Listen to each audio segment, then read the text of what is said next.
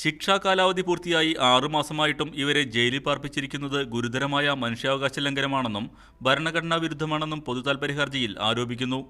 Article 20, 21, 22 വകുപ്പുകളുടെ ലംഘനമാണ് ഈ വിഷയത്തിൽ നടന്നിരിക്കുന്നത്.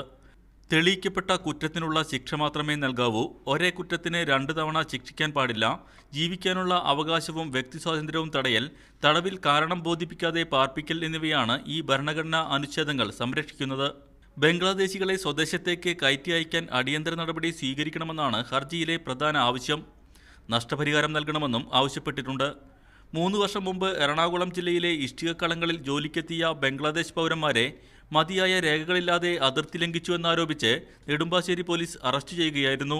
2 വർഷത്തെ തടവിന് ശിക്ഷിച്ച ഇവരുടെ ശിക്ഷാകാലാവധി കഴിഞ്ഞ ജൂൺ 2-ന് അവസാനിച്ചു.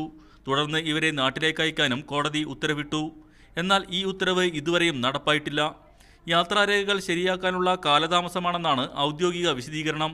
മീഡിയ 1 വാർത്തയെ തുടർന്ന് സംസ്ഥാന മനുഷ്യാവകാശ കമ്മീഷനും വിഷയത്തിൽ ഇടപെട്ടിരുന്നു. മീഡിയ 1 കൊച്ചി.